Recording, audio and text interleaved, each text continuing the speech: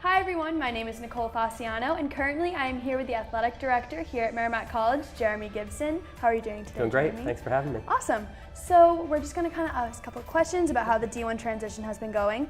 So my first question is, what are some of the regulation and compliance changes that have been going on since transitioning to going into D1? So that's one of the most challenging aspects of this transition. Fortunately, we've had Division I men's and women's ice hockey programs for a number of years. So we've operated by two sets of rule books, and they are big, thick things. And if you ever have insomnia, it's a fun thing to read to put you to sleep. But now we get to operate by one set of rules. And so really all the rules that we've been applying for years to the hockey programs now apply to all of our other groups. And there are a lot of different things that range from the size of the rosters to playable seasons and all sorts of things, eligibility. And it's, in some ways it's more challenging, but in some ways there's a little bit of a burden that's been relieved, because now instead of having two different departments essentially that we're running where we tried to be cohesive with it, they're all operating by the same rules. So it's kind of nice to be in that situation. Yeah, no, definitely. Yeah. And do you think Merrimack's going to be adding any teams moving forward due to the D1 changes? Yeah, and I don't know if it's as much about the D1 changes as it is about kind of the amazing growth that we've seen on this campus over the last 10 years. So I came to Merrimack in 2013, and over a period of time we've added sports, primarily women's sports. We've added the women's swim team, we've added track and field teams, we've added the golf team, the women's hockey team in 2013 being the most recent one. But we've really created over that period of time about 120 to 140 opportunities in the varsity programs for women. And it's been part of the overall growth strategies for the college as well. As we go forward, we're going to look at our conference and the sports that they sponsor as championship sports.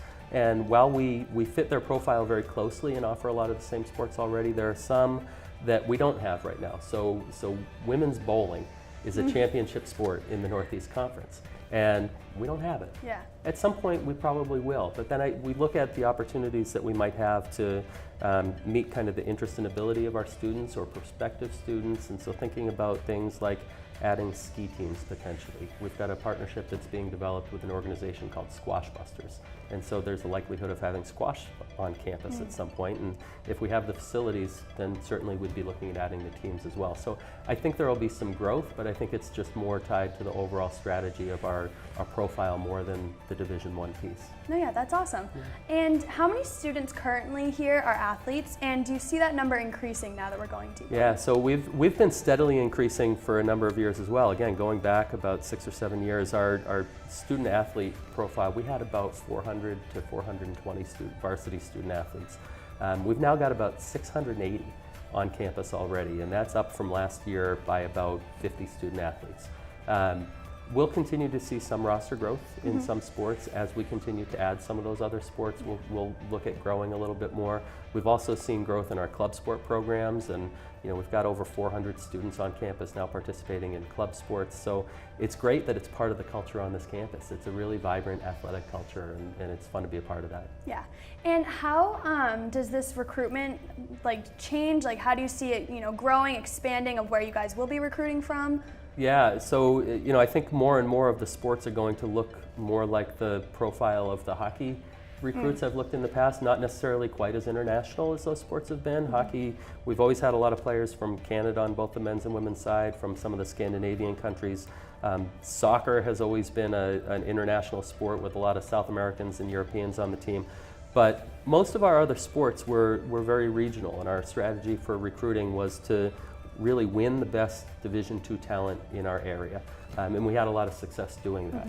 We're still going to try to be winning our backyard from a recruiting standpoint, but from a geographical point of view, we're going to be a lot broader. So looking at sports being down more in the New Jersey, Pennsylvania area, it's part of why this conference is such a good fit for us, because so many of the other schools are spread out down into Connecticut, New Jersey, Pennsylvania. But we're seeing more and more coaches going down to Florida, going to Texas and California, and really all over the country, and identifying the best talent that's out there. And it's it's a really competitive process to try to A, identify the best student athletes, and B, there are so many other schools competing for them as well. But we've been thrilled by how well Merrimack's been received by these kids, and we've got a lot of them already committed to coming in. Awesome. And so what are some of the challenges and opportunities that you guys have faced so far with going D1? Yeah, so the biggest challenge, frankly, was the timeline of putting our schedules together. So we're just a little over a year past the time where we got the invitation to join the conference. We held a great celebration on campus to celebrate that. And we've been really with our foot on the gas pedal trying to make sure that we had all the schedules in place. So a schedule for one of our varsity sports, there are really two pieces of it. They play their conference schedule, which is all the other teams that are in our conference, and then there's a non-conference portion, which, depending on the sport, might make up about a third of the games that they play. So we have the conference schedule for almost all of our sports, but we've had to go out and find these other non-conference games, and some of the sports schedule their games years in advance.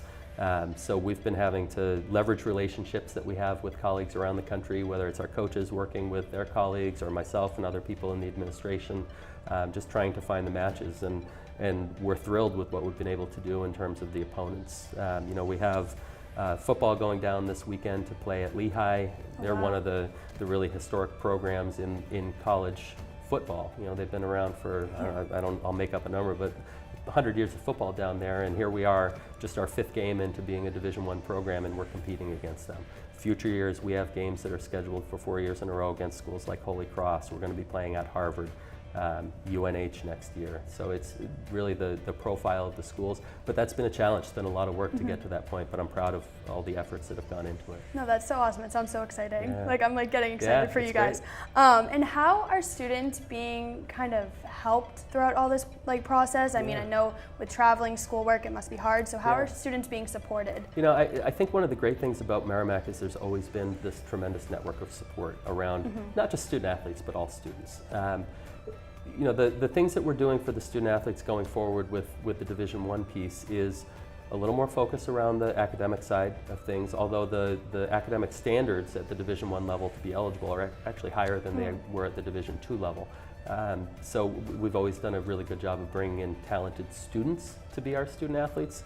But there's a real time commitment. And so a lot of it's about having, it's not so much about the tutoring side of it, it's about the structure and making sure that from a time management standpoint, when you have a student that's spending as much time in the classroom as they are, as much time as they need to focusing on their sport, making sure that they've got the tools to be successful. And whether it's Dean Ellard in the Student Success Center or all the different deans in the academic areas, they do a fantastic job of working with the student athletes.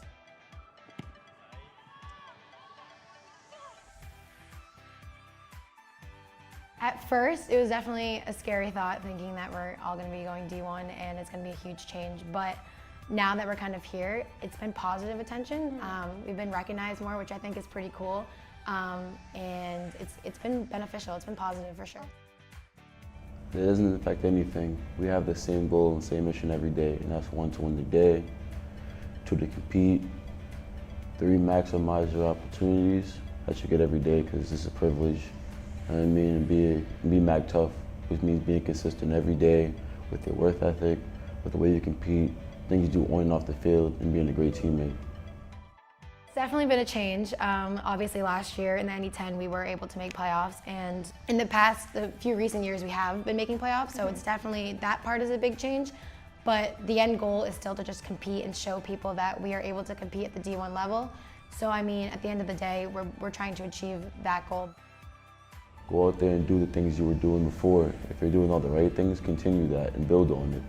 Meaning going to class, going to study hall if you have that, having a positive impact in the community, have the same practice habits, still compete, still go hard, still work hard, still play fast, and still play for the man next to you.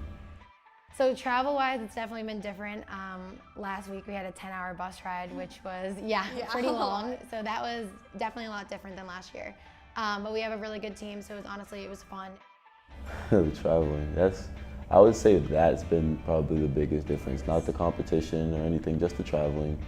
But guys have embraced it, It's been nice to go and play some new teams and see some different places, because football gives you opportunity to take you places that you couldn't really go if you don't have those opportunities. And guys are still enjoying it now, and they're going to keep enjoying the travel we have until the end of the season. So there's been like a little bit of pressure on us, but I think it's good pressure, honestly. I think it's a way for us to show what we're able to do, and without that pressure, like nobody would care as much as they do now. So I think it's definitely positive. I don't feel any more pressure being an athlete or a student because Merrimack has such a high academic standard here. That was always high. The athletics has come up some, but speaking on behalf of some of my teammates, every player here feels like they could have played at this level from today, from the past, or in the future. They all believe in their talents and the work they put in, and that Division I football isn't a big jump. It's still, at the end of the day, just football. You get a game plan, you practice, you work on that game plan, then you go out there and show it off every Saturday. Surprisingly, it hasn't changed that much. So basically, we practice every single day except for one day during the week, and it's usually the day after our games. So this year, our games are on Sundays instead of Saturdays, so our off days are Mondays. But other than that, it's pretty much similar, which is good. We work extremely hard throughout the week during practice. We compete every day. It's hard. We hit Tuesday to Thursdays. Our coach makes sure that we put in our maximum effort every day to get the results that we want out of each other.